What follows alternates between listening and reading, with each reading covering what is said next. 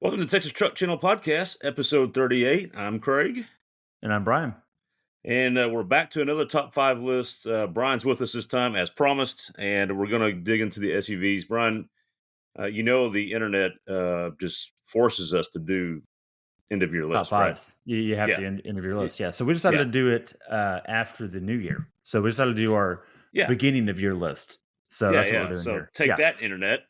How do you like that? we, we beat the system again. So, yeah, basically, when you're tired and exhausted and completely beaten down by every list known to man on all Right. internet and social Right. media, we've got one more for you. Yeah. And then one more for this, maybe. Yes, and actually, that's the real one. The real one after this is what we're really all about. But Right. Brian, we're Texas Truck Channel, and we focus on SUVs and trucks. We're not going to get Yeah. into cars, and so that's that.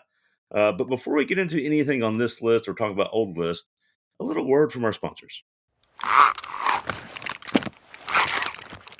This podcast is brought to you by ICE. No, not that one, or that one, but the old faithful standby. Internal combustion engines. Having served you with reliability and great sound, they would now like to highlight their quick recharge times and great range. Have a road trip to go on and no time to recharge? No worries. Just stop at any of your local recharge stations, also known as a gas station, and get a full recharge in 5 minutes, sometimes less. Worried about range? Fear not. Internal combustion engines will get you on average 300 miles, depending on the model, and in many 400 or even more. Internal combustion engines, serving your car needs for well over 100 years. Now, back to the podcast.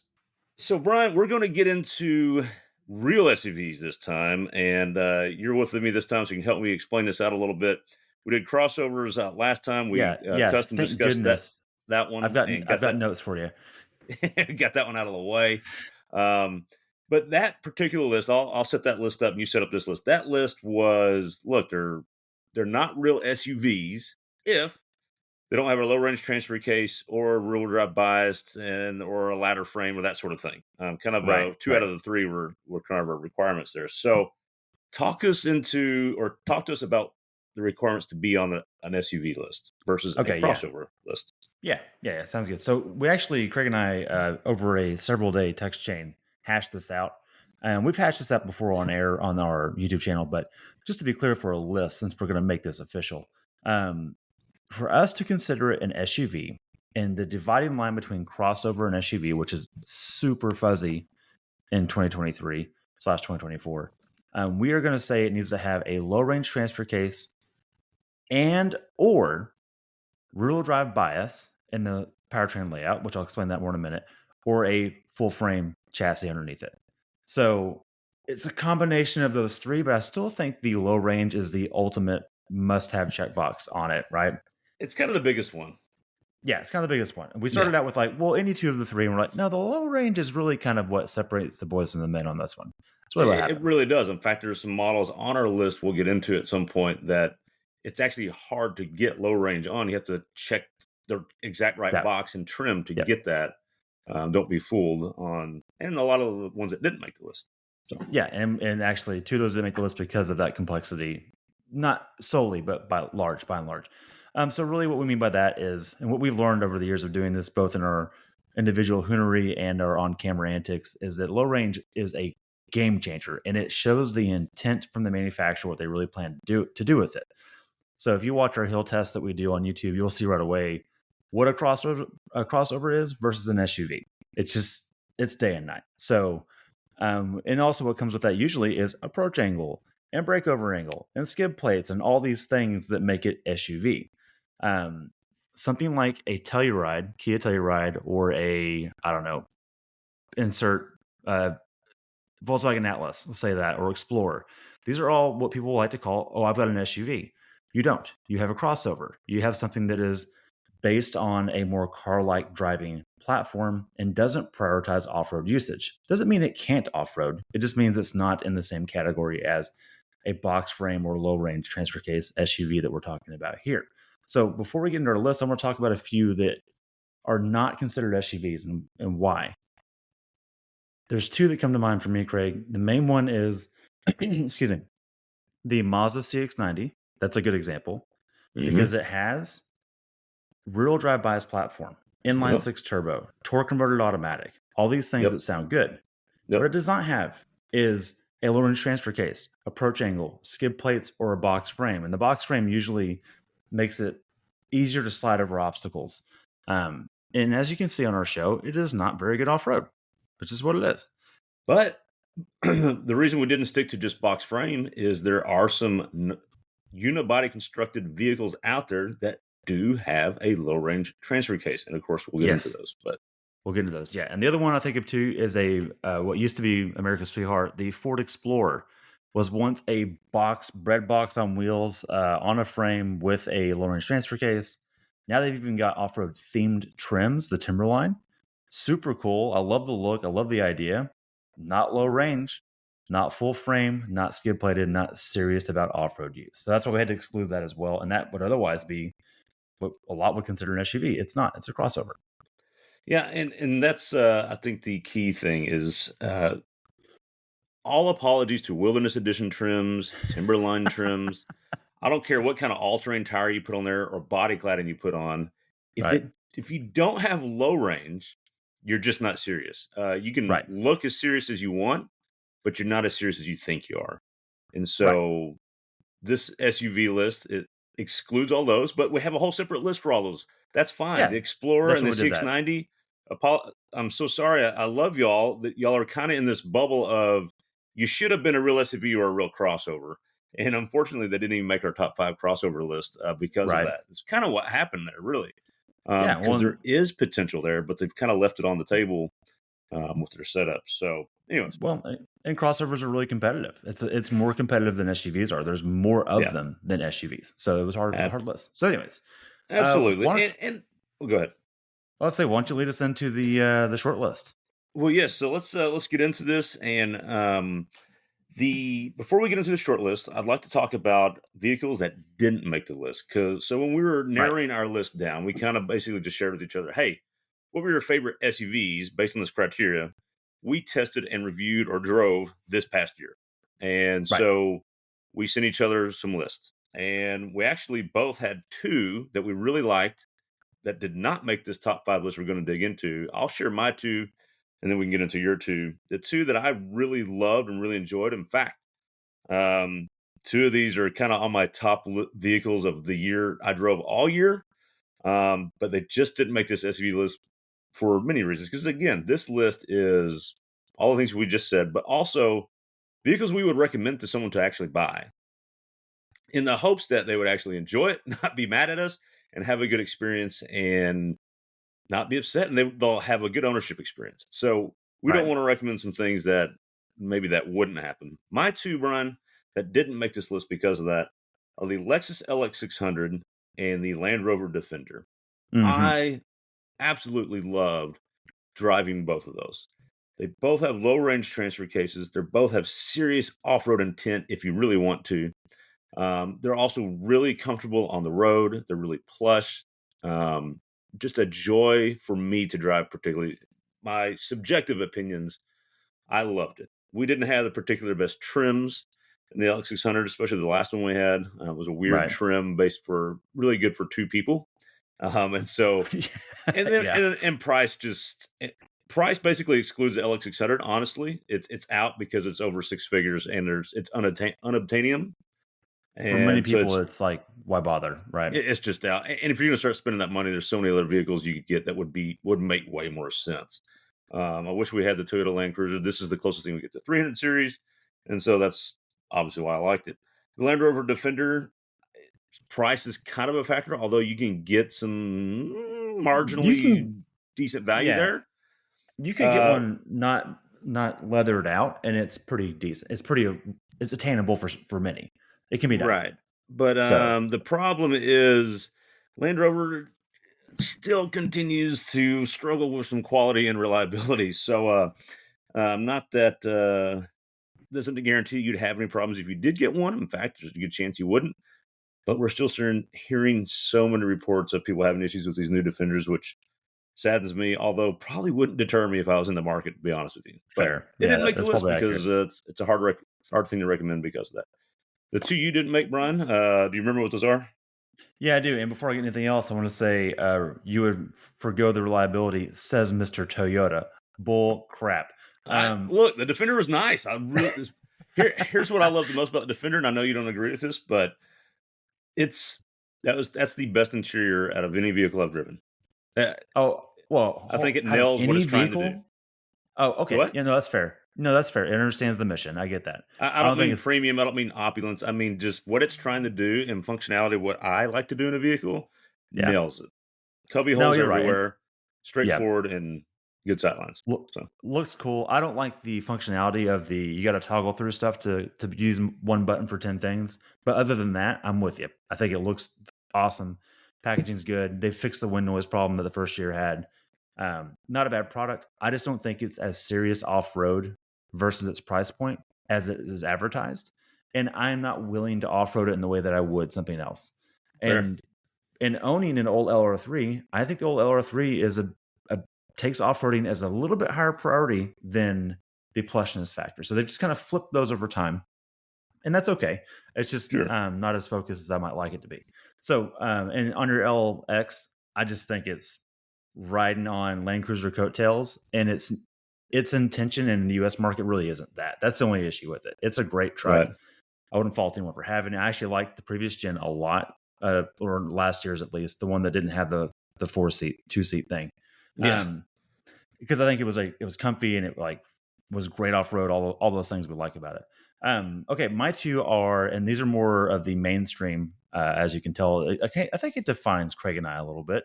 Craig went with the obscure, bougie, wrapped in leather and in crystal knobs crap. I went with a Tahoe and an Expedition. These are the two that I really thought needed to be on the list. And Boring. boring, but the backbone of this country for a lot of families. So and every cop on the planet now has a Tahoe. No, and actually both wonderful and great vehicles. So Yeah, no, they're awesome. And look, they didn't make it simply, Craig, because when you and I think SUV, we go, well, if we're going to haul people, why get this big 3-row truck-based thing that is not as good and comfortable and quiet as a crossover? So to us, we go, well, yeah, these would be good off-road then. Well, and then yeah, both of these, if not spec right, don't have low range. They right. have all-wheel drive. They don't have four-wheel drive, or they have four-wheel drive high, but not low. Yeah, And then for high, but not for low. Correct. Yeah, right. And then when you find the right one, now your pool to buy is much smaller and the price yeah, point's higher than you think it is. So just that kind of stuff kind of pushed them out. And we've had a lot of time in both of these. They're great. They're awesome. But they kind of have to do so much that to keep them the price point, they start watering down the off-road ability as well. And obviously you and I prioritize that. So that's why we have our top 5, and now it's so important on those. yes, exactly. So those didn't make the list. Great vehicles, but they didn't make it. So Brian, let's just dive into it. Number 5 on our top 5 SUVs of the year list. Now that we know what we're talking about, Mm-hmm. that is, and I'm actually surprised this made the list and beat out those 4 we just talked about, which Me is too. hilarious to me. But Yeah. it goes to your point of exactly what you're talking about with, well, look, we're getting an SUV, it needs to be able to do stuff. And so let's just dive into what that one is.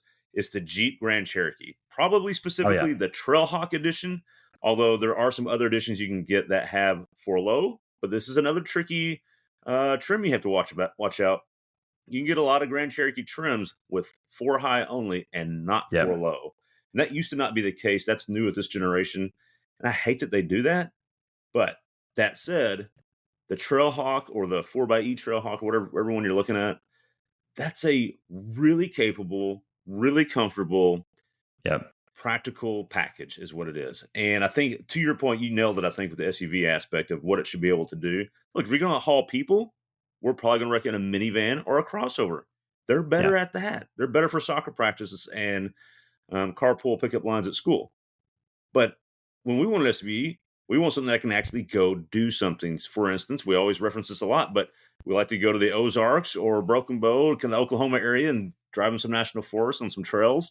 Yeah. And this thing is going to be great at that. In fact, would have made the trip we recently did just fine in complete comfort and plenty of capability.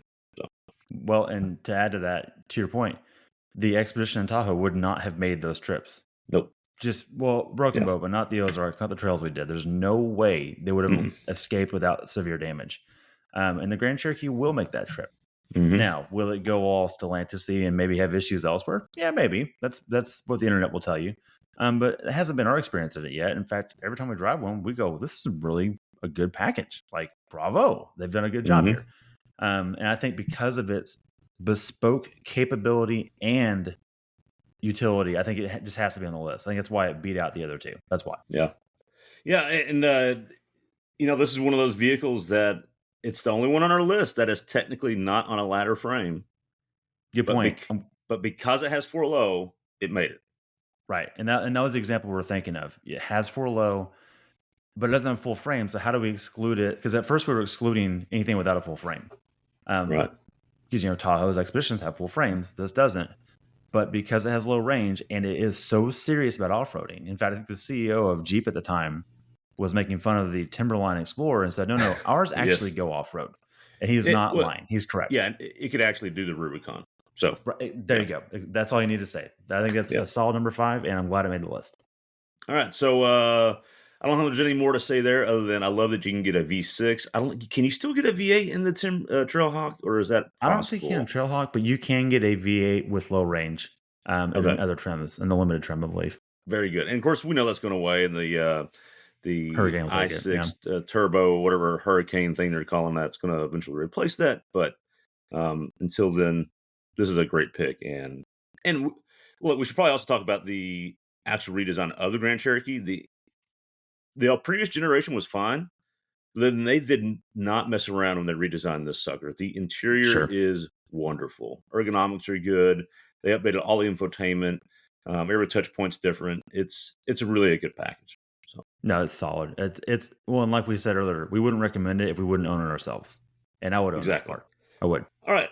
Moving on to a vehicle, Bryan, that has not been updated in a while and has been the same thing for a long time and has a ladder frame. It's about as old school as you can get. We actually have another old school. We have a lot of old school vehicles on the rest of this list. I see a trend here. Yeah. Yeah. But let's just dive into it, Bryan. This vehicle probably surprised the absolute heck out of us. Let's just go ahead and throw it out there. It's a Nissan Armada. Yep. When we got the Amen. sucker, I think you made fun of me because I'm like, "Oh, it's a Nissan Patrol. It's the Y62. It's the Patrol. That's what they call it in the rest of the world." Yeah. You're Yeah, you were like, "Yeah, geeking whatever." hard. You're like, "Whatever. Just calm down. Let's just drive it." And then you drove it first, I believe, and you told me like, "Yeah, this is way better than I thought it'd be." And then I drove Yeah. it thinking, "Okay, well, if Bryan says it's good, I probably won't like it because I almost like to just counterpose your opinion sometimes." Yeah, you just have to be contrarian. That's all it is. I apologize to our viewers and to me. You just can't help yourself. It just can't be agreeing on something. But this is Okay. one of them. This is But definitely one of them. so this should tell you a lot when we agree on a list. Is what this is telling you. I got it, and I'm like, well, maybe I built it up too much in my head, and maybe it's not as good as Bryan's saying. It can't be that good. Look. They haven't redesigned this thing in forever. They refreshed the interior a few years ago, which I'm glad they did. That did help a lot. Yeah. But you have it's old. It's ancient. They have not changed anything in this, and it is wonderful because of it, Bryan. It's got an old, naturally aspirated V8, 5.6 liter V8. It's got a ladder frame. It does have independent rear suspension, so you don't have a live axle. But Bryan, it rode great. It had power. It made good noises. I was comfortable in it. We took it up the hill test, and it was just ridiculously good, even though it didn't have any of the what we get in the overseas markets, any of the traction control options and a bunch of other stuff or lockers.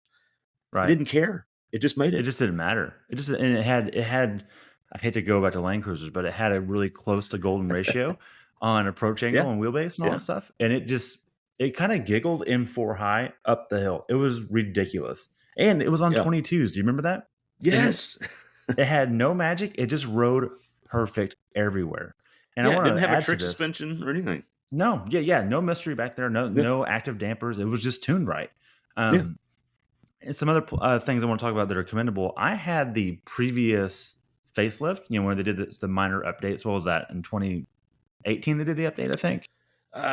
20, somewhere around there. 19, whatever. I had the last year of the previous as a rental on a work trip in Atlanta one time, and I remember calling you going, "This is garbage. I can't Oh, you stand hated it." it. I was so mad at the world for being stuck in that for a few days. It had mouse fur interior that was just awful. Granted, it's a rental. It had led a rough life, but it also handled horribly. The shock tuning was not good, and that was probably the real complaint I had for it. Now, fast forward to the update, the shock tuning is exactly what it should be. It rides well. You go over some dirt, it doesn't get choppy. It's got big wheels. It's not rough riding, but it doesn't lean too much. The V8 is freaking magic. Keep your LS. I'm not interested. This is way better. And it revs out, still has torque. It's kind of like a Japanese Coyote. If Nissan made a Coyote, this is it. Yep. And they've been doing it long enough, it should be good. And it is.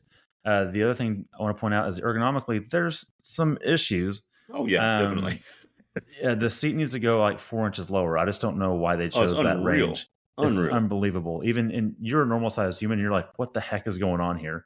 Um, but it's so good in how it handles itself and so charming. I just found myself going, okay, so be it. Yeah. If I get the V8, I'll deal with this. It's fine. Well, look, it's a decent value. It's a dinosaur vehicle that is not long for this world, and we just won't get our hands on anymore. Car Right. companies just aren't making these anymore, and they're not Well, they going to can't. make them They anymore. just And, can't. Yeah. yeah. And so, and the other little wild card on this vehicle, Brian, is it's one of those vehicles that, because it is sold in the Australian market and Middle East markets, Yep. ARB, which makes all kinds of aftermarket support. The ARB They, test. Here it is. yes, they have all kinds of aftermarket accessories. If you need, and then there's other manufacturers as well. If you need protection underneath sliders or skid plates, or you need bumpers, or whatever suspension, you can get it for this thing. And Yeah. I love that support's out there because it is a global vehicle. There's always something a little special when you get a global vehicle. You can just find more stuff for it. It's just easier to find Yeah. stuff. So There's just real support. And it's kind of funny. There's a through line. If you think of global SUVs that we happen to like, Land Cruiser, mhm, LR3, Armada, mhm, they're all world cars and they're yeah, all in Dubai and in the UK and in Australia and in North America. And I'm sorry, in the Outback, the Dingo specs, they get proper bolt on skid plates, proper bumpers, proper lockers, all the things that we think we need. They make it. So it can be yeah, done. And that's the thing is if you go get a Pathfinder, US spec Pathfinder, you're not going to get any of that. So no. that's why this is kind of special. That's why this is a true SUV. And I'm really enjoyed our time with it. Absolutely. Speaking of true SUVs, Brian, let's move on to number 3. Kind of recap where we're at so far. So number 5, we had the Grand Cherokee, specifically the Trailhawk model, really capable vehicle. The Nissan Armada, and Brian, now we're getting to a little more traditional, what you think SUV probably in your head, and that is maybe some people are surprised it's this low, but we'll reveal the top 2 in a minute. Mm-hmm. But number 3, the Ford Bronco. I'll just Woo. kick it off here, Brian. I'm kind of surprised it was this low, although it's still in the top 3. That's very good, especially since it's only been out for 2 model years now, and COVID was a big part of that first model year. And it's been a struggle of a rollout because it's hard to Yeah. launch vehicles during pandemics. It just is, Yeah. Who knew? and it's not like they launched a refresh of a vehicle. They launched an all new vehicle, and but kudos to Ford because they didn't half hearted this. They are going square in the target. It was the Jeep Wrangler that was in the bullseye zone, and they are heading right after him. And man, they didn't hold back. In fact, we'll talk about the Raptor R in a minute, or maybe you will. But um, they've done a heck of a job. Is it perfect yet? No. Is it unbelievably capable and awesome? Absolutely. Yeah. No, it's great. It's one of those things that I remember when the world unveiling, we weren't even doing the show yet, Craig, when it was first revealed. Or not seriously. Yeah. And I watched that marketing film. I remember calling you and going, "This is the best marketing piece I've ever seen." Oh It's yeah. just Unreal. your inner monster truck, 6-year-old and dinosaur inside of you is just like, I must have this. Has to be done. I haven't even sat in it. I can already tell you it's gonna be great. And as it turns out, it is, Craig. It's Yeah. a wonderful thing. And like you said, it's an all new model. They didn't rip this from Europe. It wasn't like, oh, we finally got it. It's been out for 10 years. No, this Right. is ground up. It's a big deal. Um, Now it is sharing some underpinnings with the Ranger, which Sure. is a really great platform. You and I have raved about that many times. We like them a lot. And it shows. It works really well. But it's not a slap it together wilderness package, Timberline package. It's a ground up. It needs to do all the off road, not a little bit, all of it. And it's got to take it to the Wrangler and be better on the highway still and have independent front suspension. And I digress. Now, I do want to reveal why I think it's not the number 1 on our list. And I'm just gonna put it out there. It's because you can't buy one with a good top on it.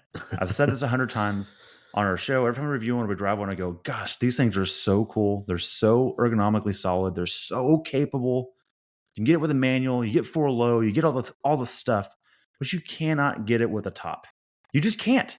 You can't get it with a top that's comparable to the Wrangler. You have on the hardtop, it whistles to the point that I duct taped the seams to drive it home from Houston because it was so noisy. The soft top flaps around like a t-shirt on a hanger in the wind. They haven't been doing this. And the The plastic soft windows top, melt immediately. absolutely. And then when it snows, snow gets inside the car because the Yeah. panels are so bad. And look, this is one of those things where I go, oh, Jeep has been doing a soft top, hard top for 20, 30 years, and it shows. Ford hasn't. Yeah. And so they'll get there. I know they will. I just wish they were there already because I would own one if they had. Just full transparency. I would. Yeah, and look, we've driven almost all the trim levels. I mean, Brown, Everglades, the Outer Banks, the The Badlands, Raptor, the the Badlands. Yeah. the Brep, and I'll be honest, I love them all. There's some charm to the four-cylinder.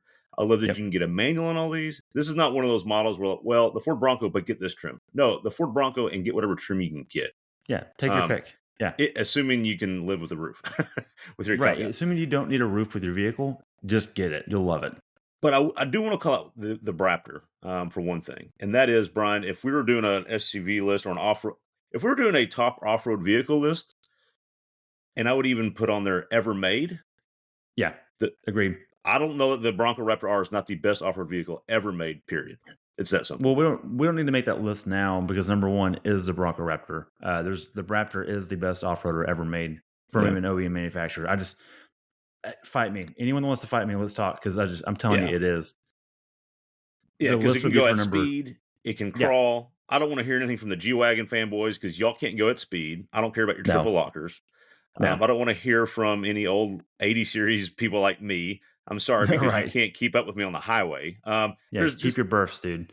the the Raptor R is unbelievable, capable in everything it can do. We threw it. We had some fun with it on some dirt We roads, did on some obstacles, and then just on the highway. hill. Yeah, And it's just an unbelievable vehicle. Yes, it's expensive, and it's worth every penny. I'm sorry. yeah, So no question about it. Absolutely no question about it. And it's the only vehicle off of a dealership lot that I would take to King of the Hammers and just go. yeah, I would just go. It's yeah, got it. Yeah, it's incredible. And again, I want to reiterate, it is not number one on our list of SUVs because of the top and the top only. That is why, for me yes. at least, for me. So, Brian, that leaves a little intrigue for our top two. What is left? What could still be out there? And, Brian, we're going to go back to the old school, kind of like the Armada. At number two, coming in at number two, checking in at number two is the Lexus GX 460. Yes, the 460, not the 550. The 550 is not out yet. This is the last year, or 24, I guess will be the last year, or 23. I'm not sure. They always 23. get funky with the year models. 23. Yeah. 23 is the last year you can get this, so get them while you can. And that is this thing is ancient, Brian. I don't know that the GX 460 has been different since the mid 2000s, something like that. I mean, I don't know that it's much different than the 470. I think it's basically the same thing. Well, different engine, completely Yeah, different but engine. everything else is the same. I mean, they Yeah, updated right. infotainment in the last 2 years. But Well, other the than body that, is different. The GX 470 to 460 is the last change, but that was when was that? 05, 04? I don't know. yeah, I don't know. It's been a long time since the GX 470 existed and the 460 has been around. And you know what, though? What Lexus and Toyota do, Brian, is they slowly refine and tweak them over time each year. That when you get to the end of the product life cycle, which is way longer than it should be, It's you have a perfect. really dialed product, though, is what you have. Yeah. Yeah, it's ancient. It's behind. It's not going to be the most updated thing, but it's going to be so sorted. It's unbelievable. And, of course, globally, Brian, this is kind of like the Armada. This vehicle is available in the Middle East, in the UK, and in Australia. Over there, it's called the Land Cruiser Prado, or the 250 series. And it's stupid capable, stupid reliable, and stupid comfortable. And I think Yeah. basically that's why we liked it so much. My wife is, surprisingly, she really liked it. And she doesn't really care about off-roading aspects, but that kind of speaks to how good it is because it is comfortable that, just a mom doing her normal things loves it. And then someone like you and I who want to go off-road this, take it to some trails in some national forests and do some overlanding, like it as well. So Yeah, I'm super, it's a and catch-all. you, Mister Get Annoyed by Toyotas and me talking about Land Cruisers, agreed to keep it at number 2. So Yeah, I was about to go there, Craig. It's number 2, and I didn't contest you at all. Actually, the way we do these lists, the math dictates the placement, and then we might do some tweaking if we hash it out. I just said agreed, number 2. No contest. It's yeah, number 2. No question. And I want to give you a reason why, Craig. Here's what it okay, yeah. says Why to didn't you me. challenge this? Yeah, Because it's exactly what the Forerunner should have always been. mm. I'm talking mechanically. Yeah. It has the V8, it has the gearing that the Forerunner has, and it has another gear to deal with it. So all of a sudden, it has the torque of an old Land Cruiser and the same gear ratio of an old, sorry, not Land Cruiser, Land Rover, and the same gearing of an old Land Rover. It turns out it's pretty good.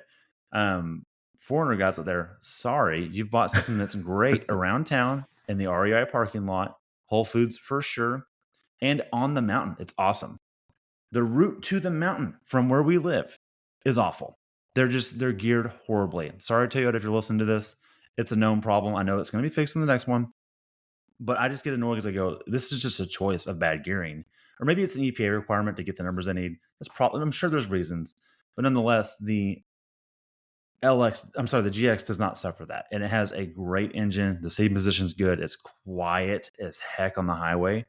And you get all the Lexus goodness that goes with it too. So, and luckily on the secondhand market, they'd appreciate to be really close to the Forerunner as a used proposition. So they're very viable for the market. They're a great product. I love them. In fact, I've got a coworker that was trying to get rid of his and sell it to his sister, and luckily he came to his senses and kept it, and now intends to keep it until he is below ground in the grave. So I'm happy about that, and it'll last that long too. That's the good Yeah, news. it will last that long. And yeah, I'm glad you mentioned the Forerunner because I'll just go ahead and spoil number 1. I'm not going to tell you what it is, but I'll tell you what it not is Not the that it's Forerunner. not a Forerunner.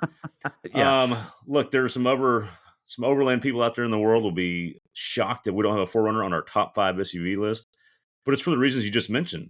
Uh, it's got some issues, and the Yeah. GX460 is basically that without those issues, and so that's why it's Exactly. here. So. And not that the Forerunner is not cool. I think it's the best looking of all that segment. It's And it's incredible, very and the capable package and is very good. reliable. Yeah, all that stuff. It has its merits. It just sucks driving from as far away as we are to the mountain. It's kind of Yeah. awful to live with to get to the mountain. If you live in Denver, you'll never know what we're talking about right now And because that's you're already look, there. that's part of the overlanding aspect is you got to enjoy the experience getting there. Otherwise, you're going to be annoyed even getting there. So, what's Right. the point of Right. that, right? Which is Absolutely. why, also probably why this is ahead of the Bronco and its roof issue. So Yeah. that's that. No, completely. If the Bronco had a roof, this would definitely be below that. No question. Absolutely. All right, Brian. So well, that leaves probably one thing. Y'all have probably all figured it out by now, and it makes sense that this is on there. And this actually may be the most old school. And we'll just get it. Before I get to number 1, though, let's recap where we're at. At number 5, we had the Grand Cherokee. Number 4, the Armada. Number 3, the Bronco. Number 2, the GX460. That leaves us with, at number 1, Brian, the Jeep Wrangler. Yes, Yes, sir. we have a Stellantis product at number 1. And number 5. And number 5. We have the Panty Star in there and whatever else. Okay. All right. But And the 2-liter and the diesel. no, actually, we'll get the engine options in a minute. You get a lot of engine options, yes. But before we get to all those, Brian, you talk about the most old school vehicle on the list, Brian. We have 2 stick axles. We have just simple coil suspensions. We Mm-hmm. have a model, a vehicle that really hasn't been radically overhauled since its inception, basically. Well, okay. I'll rebut in a minute. Okay. And it works though because it hasn't been radically overhauled and turned into a unibody or gone to an independent suspension in the front or the rear, like so many other vehicles of its competitors have. It's stuck to its roots. It stays number 1 on our list. So I guess we're very stale on our list. We like old things. Anyways, it's number 1 because of all those things. So Yeah. your thoughts and opinions. Yeah, my thoughts and opinions are you say it's the old school. I disagree. I think the most old school thing on this list is the Armada tied with the GX460. The reasoning why is because this has had a complete overhaul in what was it, 2018, I believe, or 2017? I mean, it's 2018. 2018. It's a whole new platform, even though it is old tech. Yes, you're right. It's a stick axle. There's Well, that's kind of it. Everything else is on par with everything else here. The Bronco is kind of the same thing fundamentally, except independent front suspension. But I will trade a functioning roof for a live axle and deal with it. It's fine. In fact, for those that follow the show, we've bought a Gladiator as a long-term truck for us, which is just a Wrangler with a bed on the back, and a lot of truck stuff. But in terms of the drawbacks, you still have a soft top, you still have a stick axle, and I'm here to tell you, they've refined it so well that it's bearable to drive to that mountain, more so than the gearing in the 4Runner that didn't make the list. That's where That's I'm going true. with this. Yeah. And when they did this in 2018, in fact, now that we have the Gladiator in the driveway every day, I'm going, they did a good job. They went in wholehearted and completely wholesomely redid this to be the best Wrangler it could be today. And even though the Bronco is a newer product by date, it's got the Bronco beat on some stuff. It still does. No, it really does. And you're right. It's maybe not the oldest in the fact that it's been updated, but it's rare that you see companies stick to the mission of a vehicle. The mission of the Oh yeah, Wrangler is yeah, to off-road first. yes, Yes, it's been updated, but we still get an actual handle to engage the low range transfer case. You don't even get that yes. in many of the other vehicles on our list. The Bronco doesn't do that. The Bronco's a button. Yeah, We've you're right. stuck to stick axles. We've stuck to ladder frames. We've stuck to some things that, yes, it's old tech, but we can still use it and make it functional. And Stellantis, all the It other people works, they've been man. called over the years have kept that, and I'm so thankful they've done that. Because it would be so easy to abandon ship and go to an IFS, to go to Unibody, any of those things, and they haven't done it.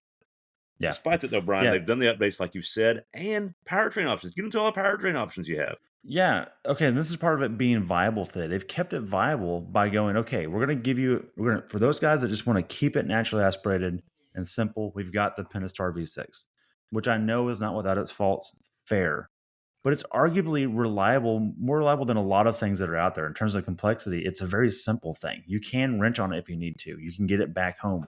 If you get a lifter tick, you're still going to drive back. It's not going to just blow up on you. It's not the end of the world. And then beyond that, you've got diesel, eco diesel, right out of the Ram dropped in there. I mean, it's the same motor. That's incredible that people said, hey, I want a diesel, and they gave it to them. Beyond that, you've got the Fiat 2-liter 4-cylinder, which is the same thing the Hurricane is based on. It's just 2 cylinders less. That is great on gas. I had this in a rental in Phoenix, Sedona area last year. I got 28 miles a gallon, dude. That's incredible It's for a insane bread for box. Red It's Box. Yeah. insane. Yeah, and it was fast. It was fast as heck. It was great. And part of that reason why, Craig, is it's bolted to the best automatic ever made on the planet, the ZF8 speed. And that just makes up for so many things, so many flaws you can have. It just kind of solves them. Um, and the last thing I want to talk about powertrain related is that they said, you know what? We have a segment of our audience that still demands a manual transmission, and we're not going to abandon them. 4Runner, Bronco, and Wrangler have kept that right. And not only did they do that, Craig, they've made the transfer case specific to the Rubicon and made it a 4-to-1 ratio instead of a 2.72 like most pickup trucks have and the Right. base Wranglers have. And that paired with the Rubicon package is the highest numerical crawl ratio available on the planet, period. The No, end. it's incredible. It's like 93-to-1. It's something insane. I I don't think it's know like what the 100 number to is, 1. but It's packaged yeah, just it's right. up. Yeah. Yeah, it's up there, and you kind of go, oh, it will idle at half a mile an hour with a clutch out. It's insane. So, and they've listened to their audience, kind of like Ford does with the F-150. They go, what do our people really want to do with this? And then they go do that. They do their homework and they follow through with it. And Ford did too with the Bronco. They did. They just need to figure out the tops. Legitimately, that's the issue. Whereas 4Runner, and I'm going to give 4Runner some credit in a second, but 4Runner just kind of goes, well, we've got reputation and they sell really well. So we don't need to try that hard, and we're not going to. And that's Right. what it feels like as a consumer. I say this knowing there's another one coming out this spring, and that'll hopefully be remedied a Sure. lot of things. We know it will. But before I rip onto it a whole lot more, I just want to say Nissan gave up. Toyota stayed in the game. Nissan, even Yeah. though they made our list here, the Armada is great, and Xterra would be way, way better, Mm. just for footprint. And Yeah. I know what they're capable. They gave up, and a lot of other people Yeah. gave up. So That's hats off to true. everyone on the list that stuck to it and prioritized off-roading and utility. I defend all these to the death. They're good in today's day. This is it. And I'm so thankful Ford re-entered the segment. Some people gave up. Some people Yeah. came back, and so because Ford came back, they pushed Jeep and the Wrangler, and now the Wrangler has like You the get Rubicon package, or I'm sorry, the Extreme package, whatever they call it. They yeah, have the 35 35s inch you can get tire. now, Yeah, and that sort of absolutely. thing. Good point. And so I love that competition is still going strong. I can't wait to see how that continues down the road, how those two go at it. And looking forward to Ford figuring some things out. Looking forward to the new Toyota products coming our way. Hopefully, someone else will surprise us. Maybe Nissan. Who knows? Come on, But Steve. yeah, yeah. This is look. I think any of the models on this list you could get, and you could do a lot of things and be very happy. You'd have a capable vehicle, a reliable vehicle, and good value on all these Yeah, vehicles. So, good point. which is another reason the ones that didn't make the list didn't make the list. So, Yeah, they there, cost too much Brian. or they're not capable enough. Yeah. Yeah, there's our top 5 SUVs, for good or bad. People can debate us and tell us how wrong we are, and I hope they do. Any more closing thoughts before we wrap this thing up? No, I think that's it. I'll just stand by this list again and go. I would be proud to own any of these. I'd be really excited to have any of these in my driveway. They're great, all of them. Absolutely, they're all fun vehicles. They're all fun vehicles to build, to drive off road, or just to go to the grocery store and come back. I Yeah, mean, yeah. they're all great vehicles. With that, thanks for listening. Stay tuned for more, Brian. Our next list will be probably I know it's the most debated between us list Mhm. because you're trying to do so many different things with the truck, and it gets tricky. So stay tuned for our top 5 trucks of the year coming up on our next podcast. But until then, thanks for listening, and we'll see you on the next one, or hear you on the next one, listen to you on the next one, whatever. Happy 24. See ya.